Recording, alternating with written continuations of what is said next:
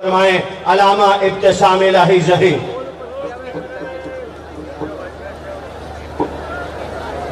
نحمدہ ونصلی علی رسولہ الکریم بسم اللہ الرحمن الرحیم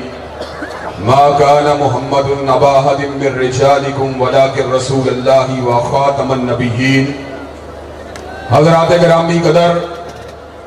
اللہ تبارک و تعالیٰ کے فضل و کرم سے جو بھی مسلمان ہے وہ اس بات کو مانتا ہے کہ اللہ تبارک و تعالیٰ نے رسالت و شریعت کو آمینہ کے لال علیہ الصلاۃ والتسلیم کے قلب اطہر کے اوپر مکمل فرما دیا، لیکن بعض لوگ ایسے رہے جو ہر دور میں ختم نبوت کے منکر رہے۔ کسی نے مسیلمہ کذاب کو مانا، کسی نے اسود انسی کو مانا، کسی نے سجاح کو مانا، کسی نے علی محمد باب کو مانا، کسی نے حسین علی مازندانی کو مانا،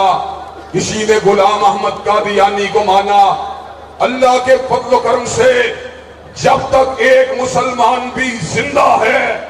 ختم نبوت کی چوکھٹ کا تحفظ کرتے ہوئے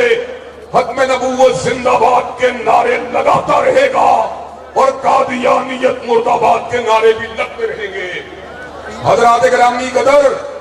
آج ہم آپ کے سامنے اس بات کو کرنے کے لیے آئے ہیں۔ ہم نے مدارس کے اندر، مساجد کے اندر تحریر کے ذریعے، تقریر کے ذریعے فتنہ قادیانیت کو شکست دی، اور پھر وہ وقت بھی آیا جب 7 ستمبر 1974 میں پاکستان کے آئین نے اس بات کو واضح کر دیا، جو حضرت رسول اللہ کی ختم نبوت کو نہیں مانتا، جو آپ کو آخری نبی نہیں مانتا، جو آپ کو آخری رسول نہیں مانتا، جو آپ کو آخری ناطق وحی نہیں مانتا، وہ دائرہ اسلام سے خارج ہے۔ حضرات گرامی قدر، 80 کے عشر میں امتناع قادیانیت آرڈیننس نے اس بات کو واضح کر دیا، مرزا کو نبی نہیں کہا جا سکتا، اس کی بیویوں کو امہات المومنین نہیں کہا جا سکتا، اس کے ساتھیوں کو صحابی نہیں کہا جا سکتا، اس کے گھر والوں کو اہل البیت نہیں کہا جا سکتا۔ حضرات گرامی قدر، ہم نے دلائل کے ذریعے اور آئین اور قانون کے ذریعے قادیانیت کو دیوار کے ساتھ لگا دیا، لیکن قادیانی فتنہ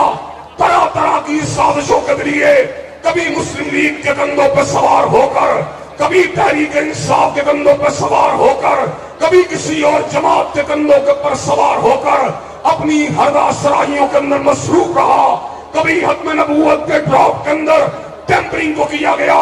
کبھی پاسپورٹ کے اندر سے مذہب کے ہانے کو نکالنے کی ناپاک جسارت کی گئی، کبھی نیشنل پبلک سینٹر کا نام عبدالسلام قادیانی غدار کے نام کے اوپر رکھنے کی کوشش کی گئی۔ حضرات گرامی قدر، اور حالیہ دنوں میں قادیانیوں کی تصویر کو،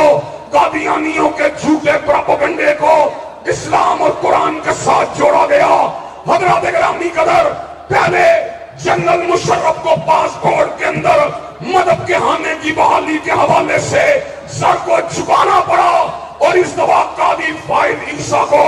اپنے سر کو گرانا پڑا، اور اس بات کو واضح کر دیا گیا، روئے زمین کے سارے جج، روئے زمین کے سارے سیاسی رہنما، روئے زمین کے سارے ادارے اگر جمع ہو جائیں، کملی والے کے جوتے کے تلے کا مقابلہ بھی نہیں کر سکتے۔ حضرات گرامی قدر، اللہ تبارک و تعالیٰ کے فضل و کرم سے امت مسلمہ ہوشیار بھی ہے، بیدار بھی ہے، اور فتنہ قادیانیت اور اس قسم کے دیگر فتنوں کا مقابلہ کرنے کے لیے تیار بھی ہے۔ اور میں آخر کے اندر آپ کے سامنے اس بات کو رچاتا ہوں، پہلے جھوٹی نبوتوں کا دعویٰ کیا گیا، اپنی صدارت کے لیے، اپنی امارت کے لیے، اپنے وسائل کو بڑھانے کے لیے، اپنی چودراہٹ کو آگے بڑھانے کے لیے، لیکن انگریزی استبداد کے دور کے اندر جھوٹے نبی کو اگر کھڑا کیا گیا تو سیاسی اسلام کو گرانے کے لیے اور جہادی اسلام کو مٹانے کے لیے اللہ کے فضل و کرم سے ہم اس بات کا اعلان کرنا چاہتے ہیں، پاکستان میں اسلام کا سیاسی غلبہ بھی ہو کے رہے گا، اور پاکستان کے اندر جہاد کا نعرہ بھی لگتا رہے گا۔ حضرات گرامی قدر، کہ اب قادیانیت کی سازش جو کہ اسلام کے سیاسی غلبے کو گرانے کے لیے ہے اور جہاد کی دعوت کو مٹانے کے لیے ہے، کیا آپ اس کے حوالے سے اپنے کردار کو ادا کرنے کے لیے تیار ہیں انشاءاللہ؟